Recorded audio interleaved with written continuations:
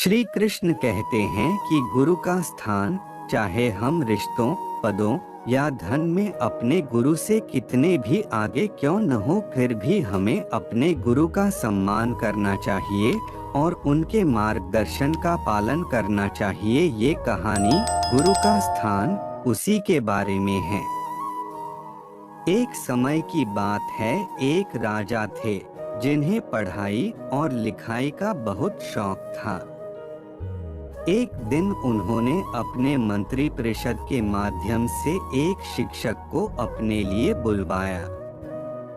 शिक्षक राजा के आदेश पर आने लगे और राजा को पढ़ाई कराने लगे।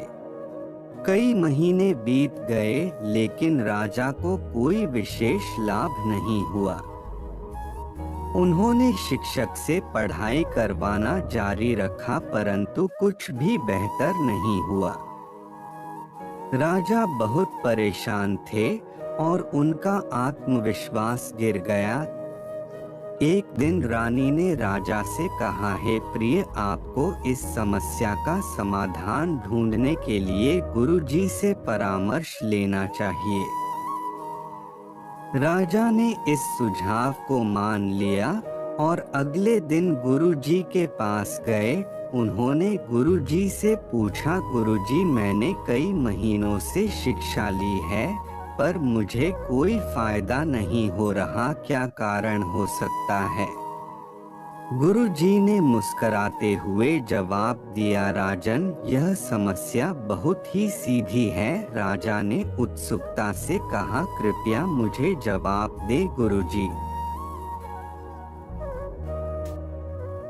गुरुजी ने व्याकुल राजा को समझाया, राजन, समस्या का कारण यह है कि आप अपने बड़े होने के अहंकार में डूबे हुए हैं। हाँ, आप एक महान राजा हैं, लेकिन हमारा रिश्ता यहाँ गुरु और शिष्य का है।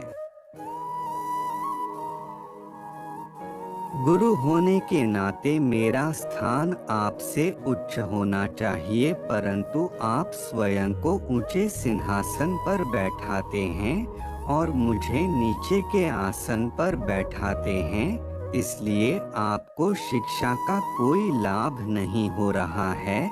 आपके राजा होने के कारण मैं यह बात आपको स्पष्ट रूप से नहीं कह पा रहा था। कल से आप मुझे ऊंचे आसन पर बैठाएं और स्वयं नीचे के आसन पर बैठें, तो कोई कारण नहीं है कि आप शिक्षा प्राप्त नहीं कर सकें।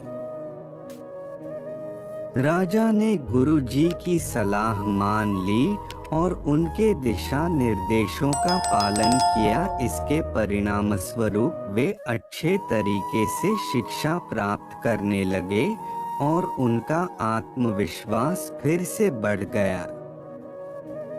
यहाँ स्थान का मतलब सिर्फ ऊंचा या नीचे बैठने से नहीं है।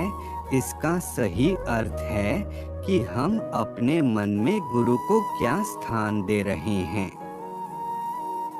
चाहे हम रिश्तों, पदों या धन में कितने भी महत्वपूर्ण क्यों न हो, हमें अपने गुरु को उनके उचित स्थान का महत्व देना चाहिए। इसका अर्थ है कि हमें उनका सम्मान करना चाहिए, उनके दिशा निर्देशों का पालन करना चाहिए और अपने आत्मविश्वास को कभी अहंकार में नहीं डूबने देना चाहिए। हमें समझना चाहिए कि हमारे गुरु और शिक्षक हमारे जीवन में बहुत महत्वपूर्ण होते हैं और हमें उनके साथ सहयोग करके ही सफलता प्राप्त कर सकते हैं। अगर आपको हमारी कहानी अच्छी लगी तो लाइक जरूर करें।